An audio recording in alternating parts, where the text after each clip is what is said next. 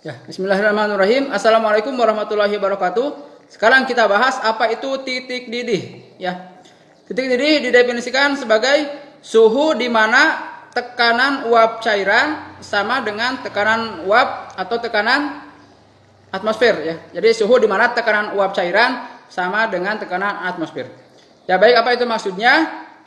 Nah, kita lihat di sekeliling kita ini ada udara. Ya, tempat kita beraktivitas, nah udara. Nah, itu pasti dia ada tekanan udaranya, ya, tekanan udaranya. Nah, istilahkan di sini dengan tekanan atmosfer, ya. Jadi itu tekanan udara. Nah, apa yang masuk dengan tekanan uap? Ya, ini. Jadi ketika cairan ini dipanaskan, maka tentu akan banyak zat cair ini yang menguap. Nah, di sini, ya, ini akan banyak uap.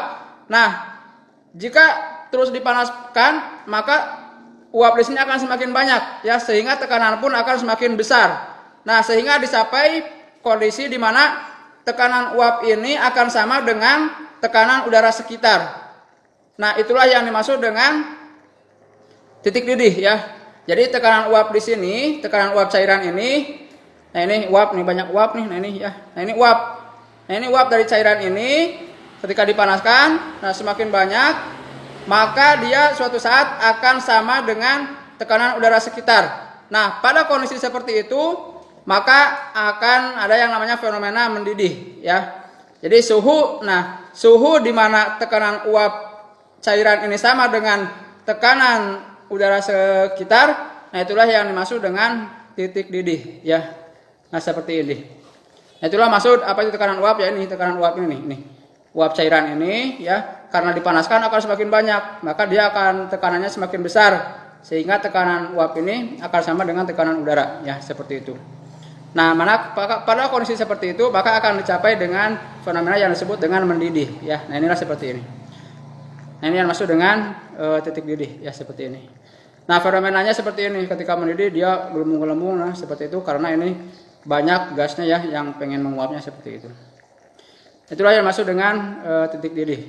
Nah, pada kondisi titik didih ini suhu ini tidak akan bertambah lagi. Sudah, misalnya dia maksimalnya mendidih kalau di daerah ini 95 derajat Celcius, ya, maka si air ini ketika dia sampai air ini habis, maka suhu itu tidak akan berubah, ya. Jadi tetap di titik didihnya. Dalam hal ini misal ini 95 derajat Celcius, ya. Kita ketahui mungkin di pelajaran-pelajaran titik didih air adalah 100 derajat Celcius. Nah, itu 100 derajat Celcius itu adalah ketika kondisinya itu di atas, tepat di atas permukaan laut, ya. Jadi kalau mendidihkan ininya kita berada di permukaan laut, ya, pas, jadi itu titik didihnya adalah 100 derajat Celcius. Tapi karena kita sekarang daerah kita, tempat kita aktivitas ini berada di atas, ya, permukaan laut, ya, apalagi semakin tinggi ke daerah pegunungan, maka itu akan titik didihnya akan semakin berkurang, ya, seperti itu.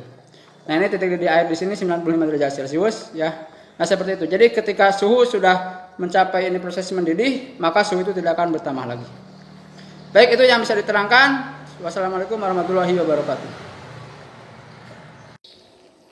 Ya, bismillahirrahmanirrahim. Assalamualaikum warahmatullahi wabarakatuh. Sekarang kita lihat fenomena titik didih, ya.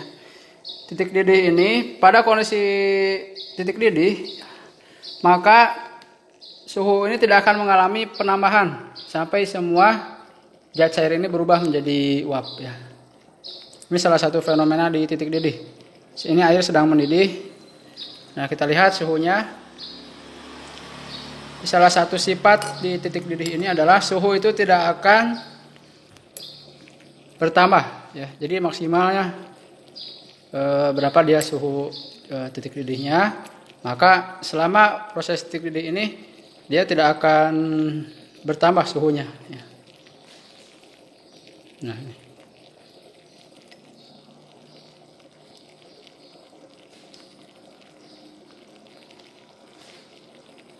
Nah, misalnya nih, ya, berarti dia ada di 95, ya.